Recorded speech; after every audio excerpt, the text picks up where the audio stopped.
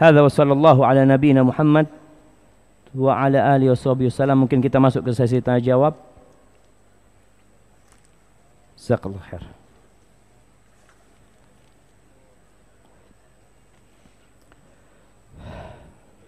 Bismillah. Bagaimana menanggapi kekhawatiran terhadap masa depan? Ahibati fillah, Allah memang menguji kita dengan rasa takut. Walanabluwannakum bisyai'in minal khauf. Terus bagaimana supaya kita tidak khawatir dengan masa depan kita?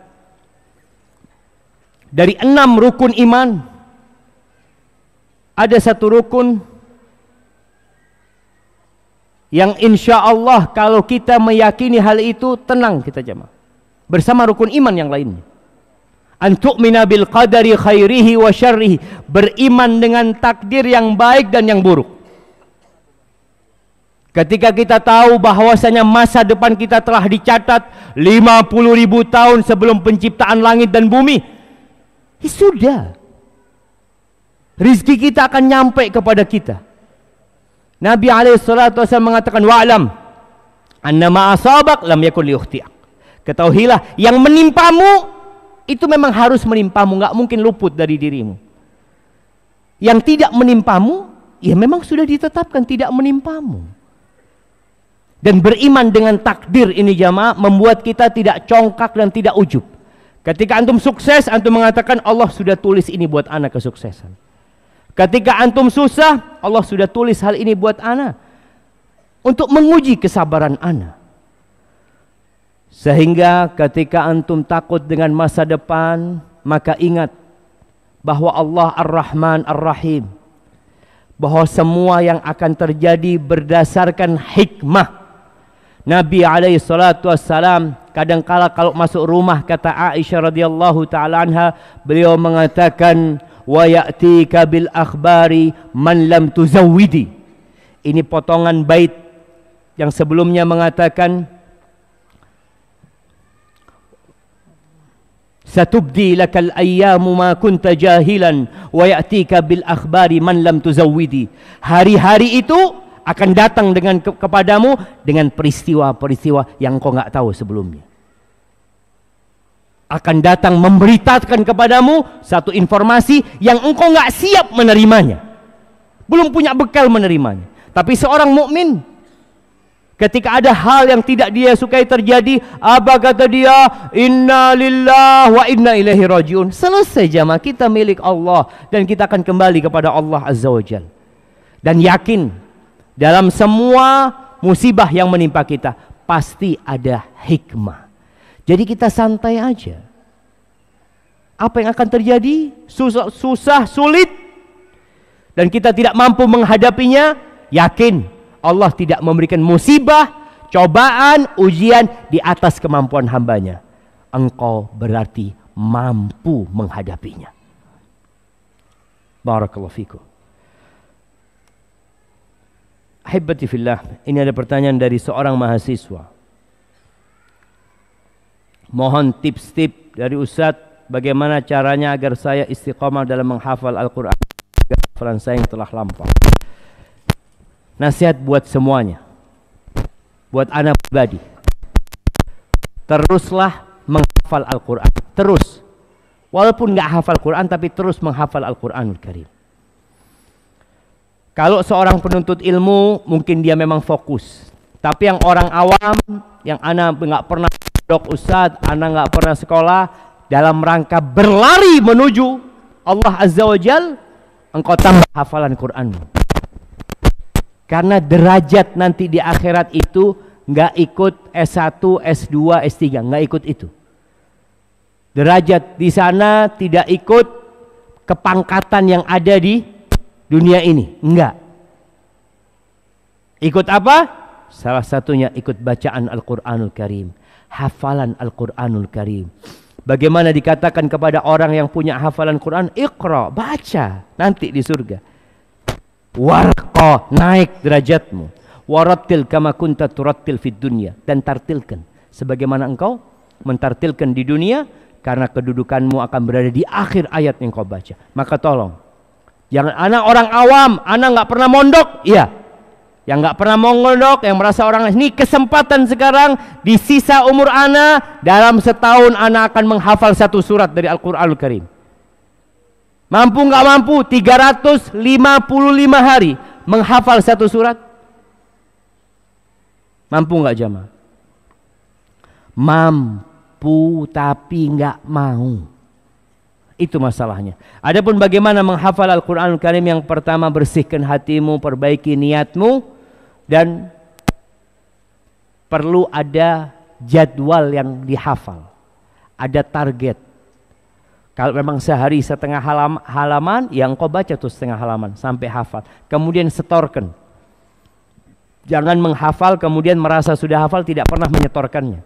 Dan kalau bisa sebelum menghafal disetorkan dahulu bacaannya, supaya bacaannya nggak salah. Kalau menghafal salah, membenahinya berat, karena salah itu sudah nempel di akalnya. Jadi sebelum menghafal disetorkan bacaannya, udah benar baru mulai menghafal. Kemudian nanti di murojaah, yang hari ini dihafal besok di murojaah nambah hafalan baru, terus seperti itu sambil berdoa memohon kepada Allah untuk dimudahkan jamaah. Barakallahu fikum.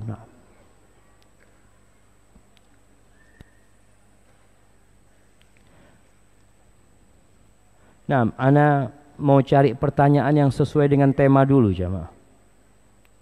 Panitia ini nggak tahu apa yang diseleksi sama panitia ini.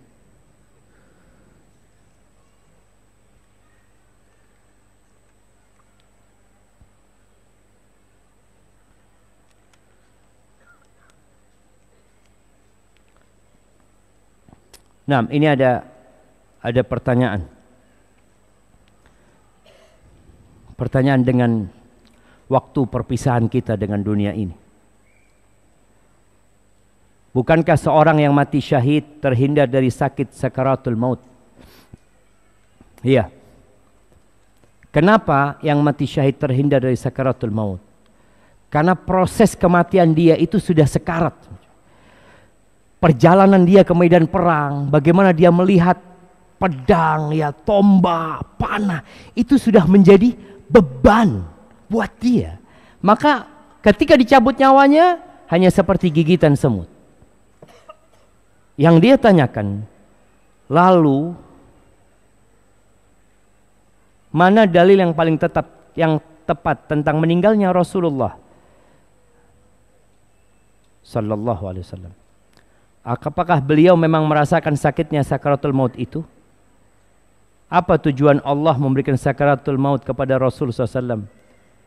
Kalau ingin memberikan gambaran kepada umat, bukankah Al-Quran dan banyak hadis yang menjelaskan tentang sakitnya sakaratul maut?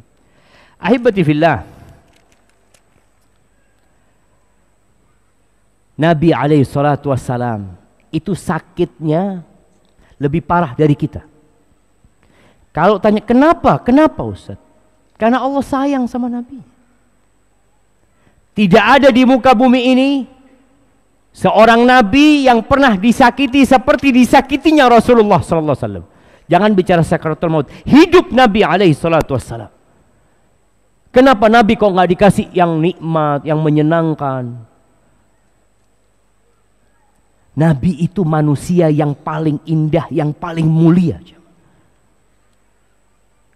Ketika Nabi sakit sebelum meninggal dunia, datang seorang sahabat membesuk Nabi SAW. Mereka itu mendapatkan panasnya tubuh Nabi SAW itu dari atas selimut Nabi SAW. Apa kata sahabat ini? Ya Rasulullah, alaikas salatu wassalam ya Rasulullah, innaka tu'aku wa'kan syadidan. Ya Rasul, sakitmu ini parah banget gitu. Apa kata Nabi SAW? Inni u'aku wa'kar rajulaini minkum. Sakitnya aku itu sakitnya dua orang. Sakitnya dua orang. Itu yang dirasakan Nabi SAW. Kenapa ya Rasulullah? Apakah karena Allah akan berikan pahala double? Iya, kata Nabi SAW.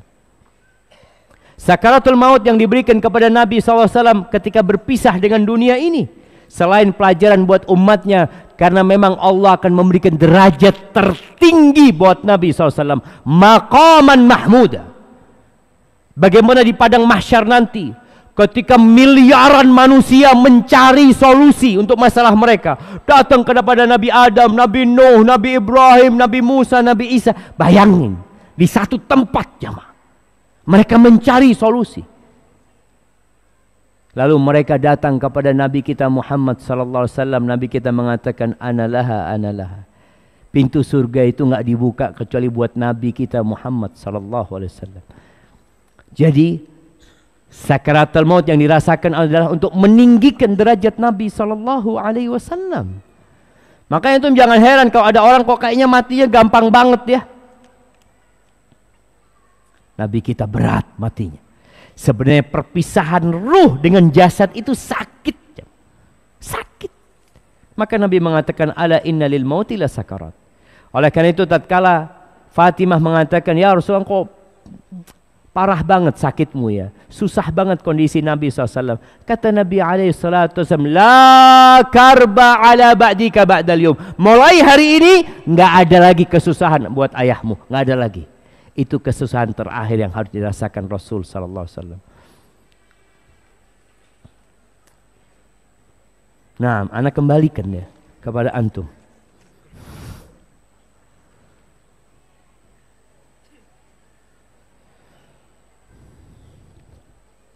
Mohon nasihatnya Ustaz. Membagi waktu antara belajar berdagang dan belajar ilmu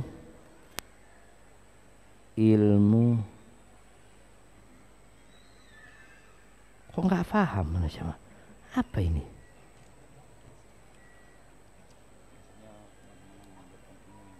Oh, yang telah kita pelajari, bagaimana membagi waktu antara belajar berdagang dan mengajarkan ilmu yang telah kita pelajari. Betul.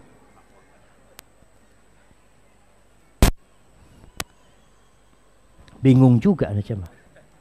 Waktu belajar berdagang dan mengajarkan ilmu yang telah kita pelajari. Ini seorang pedagang.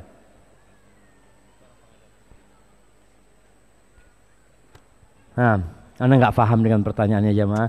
Tapi yang jelas begini. Kita ini seringkali merasa nggak punya waktu. Berarti waktu kita nggak berkah jemaah. Bagaimana menjadikan waktu kita berkah? Baca Quran. Quran ini berkah jemaah.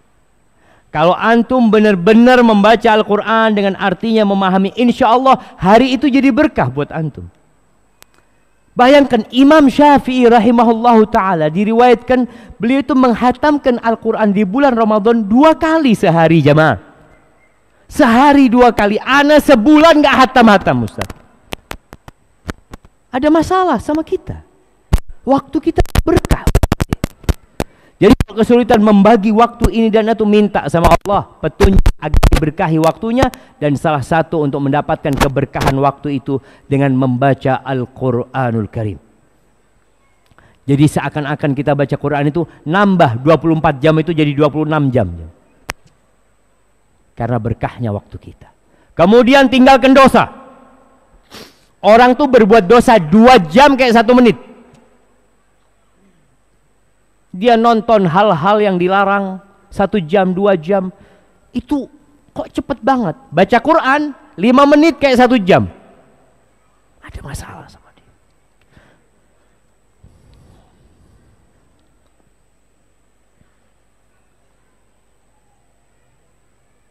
Ana dan 7 orang teman Ana dari Pariaman. Kami pelajar Madrasah Aliyah. Bagaimana cara kami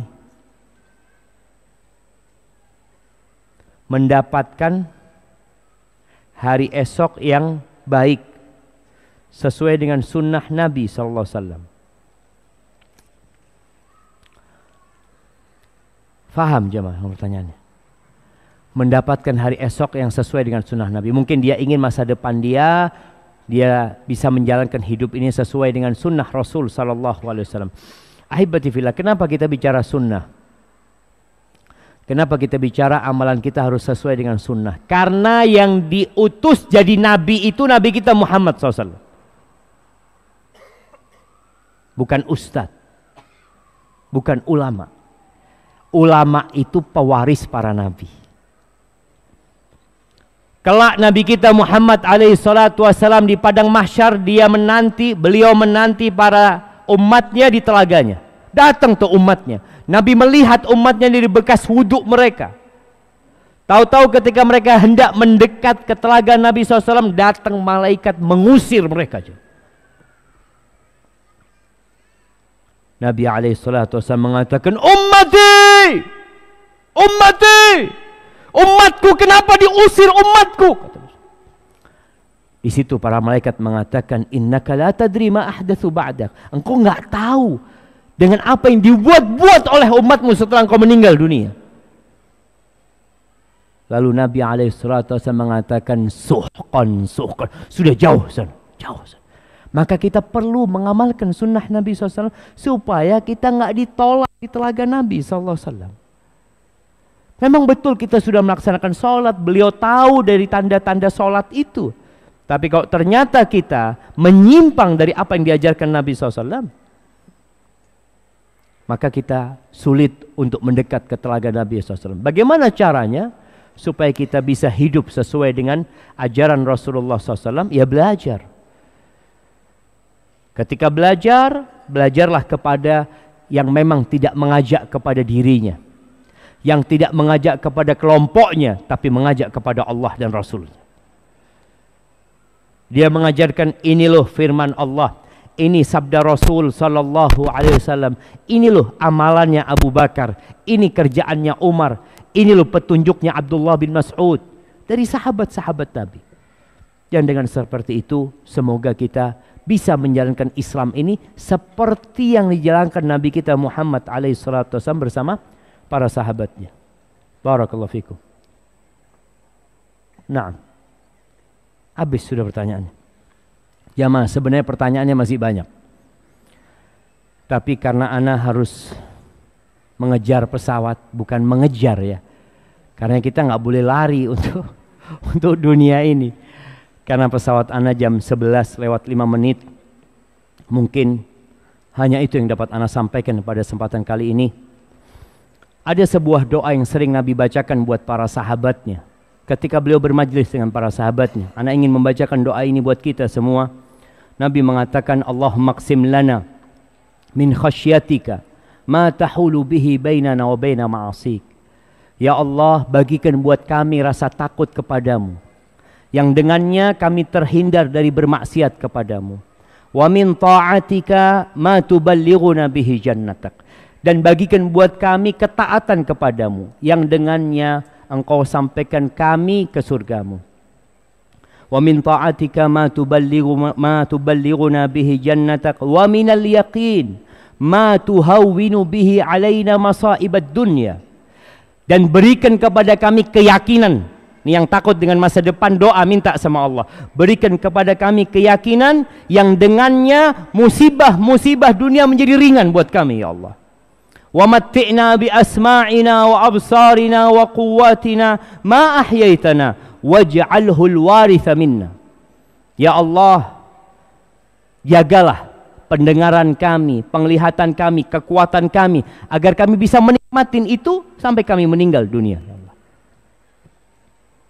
Wa matti'na bi asma'ina wa absarina wa quwwatina ma ahyaitana waj'alhu al-waritha minna waj'al tha'rana 'ala man zalamana wansurna 'ala man 'adana.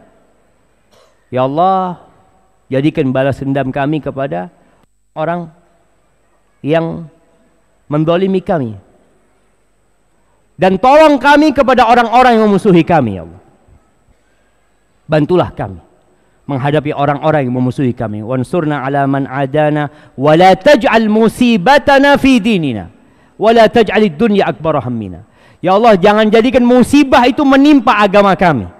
Jangan sampai musibah itu menimpa agama kita. Salatnya hilang, puasanya hilang. Jangan sampai musibah itu menimpa agama kita. Dan jangan jadikan dunia itu ambisi kita yang paling besar ya Allah, jangan ya Allah. Wala taj'alid dunya akbara hammina wala mablagha ilmina wala tusallit alaina man la yarhamuna.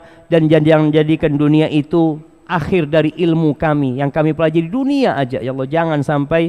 Dan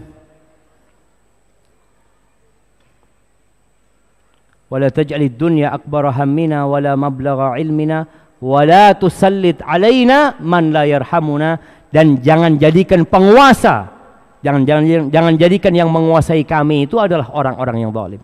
Semoga Allah memberikan kepada kita semua rahmatnya, ampunannya, dan semoga kita pulang dalam kondisi sudah diampuni dosa-dosanya.